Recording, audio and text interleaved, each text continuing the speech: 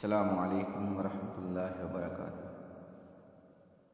الحمد للہ رب العالمین والصلاة والسلام علی اشرف الانبیاء والمرسلین،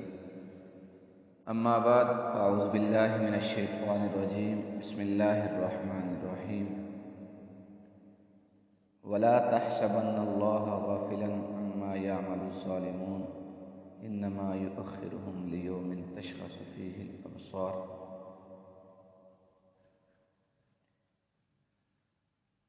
قال النبی صلی اللہ علیہ وسلم من ضار اضر اللہ به،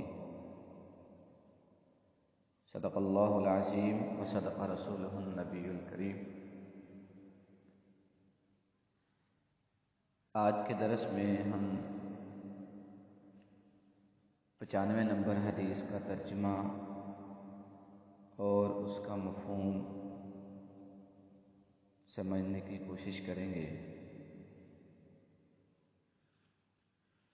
اس حدیث کو ابو سرمہ رضی اللہ تعالیٰ عنہ روایت کرنے والے ہیں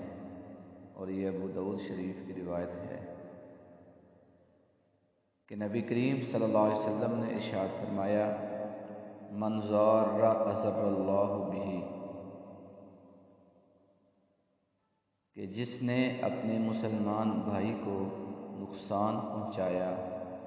اللہ اس کا نقصان کرے گا۔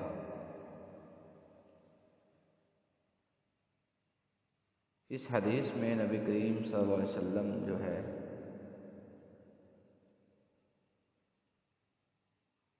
ایک بہت ہی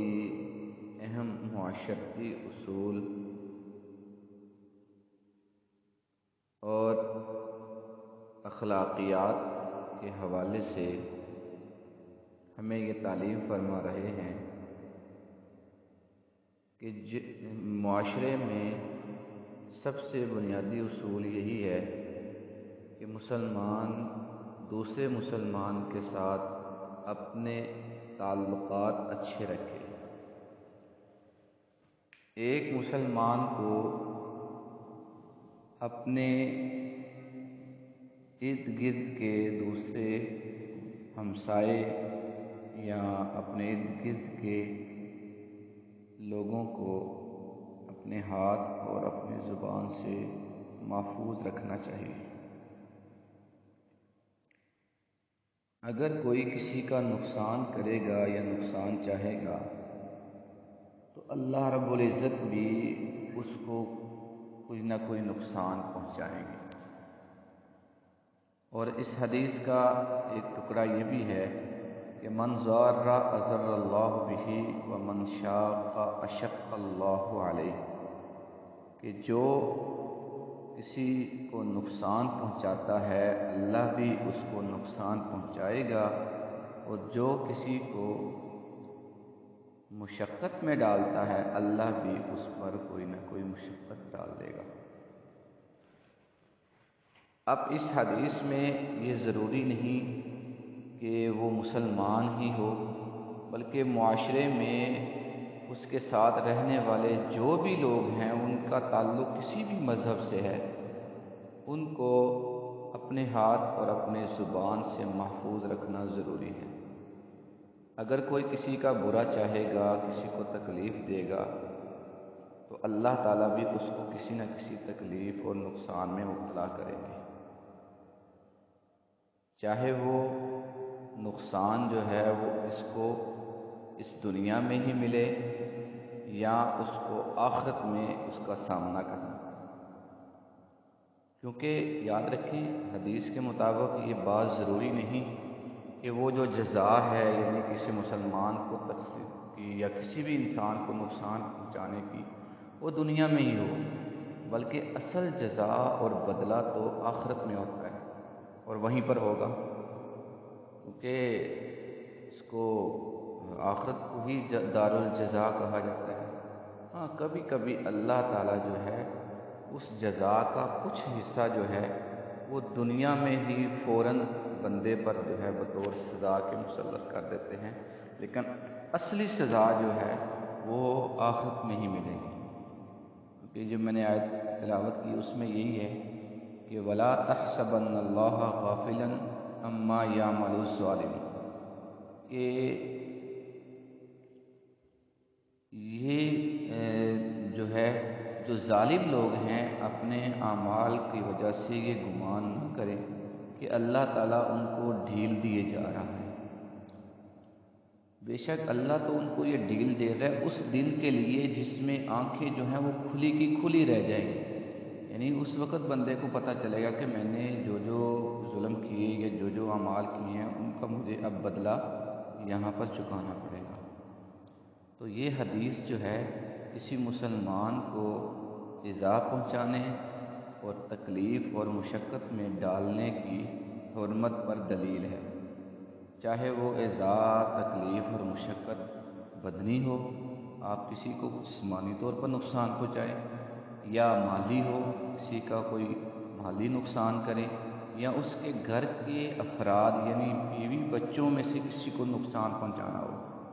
سب اس میں شامل ہیں۔ اس میں جسمانی اذیت، ذہنی اذیت،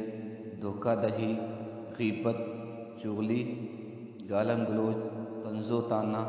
مالی نقصان، اہل خانہ اور اولاد کو نقصان پہنچانا سب شامل ہیں۔ تو جو بھی ان میں سے کسی بھی انداز میں کسی کو نقصان پہنچائے گا، اللہ تعالیٰ بھی اس کو کوئی نہ کوئی بدلہ یعنی دنیا میں کسی نہ کسی طریقے سے اس کا نقصان کریں گے، اس کو کسی تکلیف اور مشقت میں ڈالیں گے۔ یاد رکھیں، اصل میں نبی پاک صلی اللہ علیہ وسلم کا مقصد یہ ہے کہ ایک اچھا معاشرہ جو ہے وہ قائم ہو، کیونکہ حقیقی اسلامی معاشرہ وہی ہے جس میں لوگ ایک دوسرے کی راحت اور آرام کا خیال رکھیں، مشکل وقت میں دوسروں کے کام آئیں، کسی کو تکلیف نہ دیں، اور اپنے باہمی تعلقات ملنساری، حسن اخلاق اور خیر خواہی پر استوار کریں۔ اسلام انہی چیزوں کا ہمیں درس دیتا ہے اور معاشرے میں نرمی، محبت، شفقت اور ہمدردی کے جذبات پروان چڑھاتا ہے، اور معاشرے کو نقصان پہنچانے والے امور مثلاً بے جا شدت اور کسی کو ایذا رسانی جو ہے تکلیف دینا، ان چیزوں سے منع کرتا ہے۔ آپس میں اچھے تعلقات اور صلح صفائی سے زندگی گزارنا اسلام کے بنیادی مقاصد میں سے ایک ہے، جبکہ یہ بات واضح ہے کہ لوگوں کے حقوق ضائع کر کے اور انہیں تکلیف پہنچا کر کبھی بھی اچھے تعلقات قائم نہیں کیے جا سکتے۔ تو اسی حوالے سے نبی کریم صلی اللہ علیہ وسلم نے یہ فرمایا کہ ہمیں معاشرے کے اندر اچھے تعلقات قائم کرنے چاہیے۔ اگر ہم ایک دوسرے کو تکلیف پہنچائیں گے، کسی کا برا چاہیں گے، تو اس وقت اور کسی کو نقصان دے کر اپنا جو ہے فائدہ حاصل کریں گے،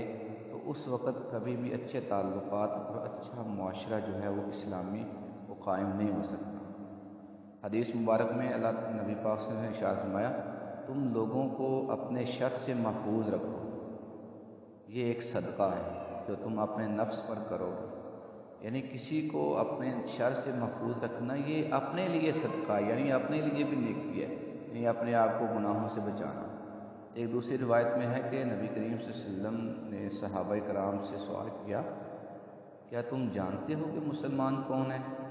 یعنی حقیقی مسلمان کون ہے؟ انہوں نے عرض کی، صحابہ کرام سے جب بھی نبی پاک کو یہ سوال کرتے تھے تو ان کا بڑا بہترین جواب ہوتا تھا کہ اللہ و رسولہ عالم، کیونکہ ان کو پتہ ہوتا تھا کہ نبی پاک صلی اللہ علیہ وسلم ہمیں کوئی نئی بات سکھلانا چاہ رہے ہیں، نئی تعلیم دینا چاہ رہے ہیں، تو اس لیے وہ یہ نہیں کہتے تھے، گیس نہیں لگاتے تھے، بلکہ وہ کہتے تھے کہ اللہ اور اس کا رسول ہی بہتر جانتے ہیں۔ تو نبی پاک صلی اللہ علیہ وسلم نے ارشاد فرمایا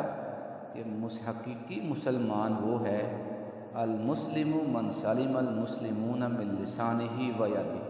حقیقی مسلمان وہ ہے جس کی زبان اور ہاتھ سے دوسرے مسلمان محفوظ رہیں۔ اور آپ نے پھر پوچھا کہ تم جانتے ہو کہ مومن کون ہے، حقیقی ایمان والا کون ہے؟ صحابہ نے پھر وہی جواب دیا کہ اللہ اور اس کا رسول ہی زیادہ جانتے ہیں۔ تو آپ صلی اللہ علیہ وسلم نے ارشاد فرمایا، مومن وہ ہے جس سے ایمان والے اپنی جانیں اور اپنے اموال جو ہے وہ محفوظ رکھیں۔ مطلب یہ ہے کہ آپ کی ذات سے کسی کو کسی طرح بھی نقصان نہیں، آپ لوگوں کی راحت اور ان کی آسانی اور ان کی آسائش وال جو ہے نا وہ اس کا اہتمام کرنے والے بنے، کسی کو تکلیف پہنچانے والے، کسی کو نقصان پہنچانے والے یہ نہ بنے۔ تو اللہ رب العزت سے دعا ہے کہ اللہ تعالی ہمیں ایسے اعمال کرنے کی توفیق عطا فرمائے جس سے ہم دوسروں کی جو ہے وہ خوشی کا یا دوسروں کی آسانی کا اور کسی کو فائدہ پہنچانے کا باعث بنے، کسی کو نقصان پہنچانے کا، کسی کو تکلیف پہنچانے والے جو بھی اعمال ہیں ان سے اللہ تعالی ہمیں بچنے کی توفیق عطا فرمائے، اور باہمی تعلقات جو ہیں ہمیں اسلامی جو تعلیمات ہیں اس کے مطابق گزارنے کی توفیق عطا فرمائے اور قائم کرنے کی توفیق عطا فرمائے۔ والسلام علیکم ورحمۃ اللہ وبرکاتہ۔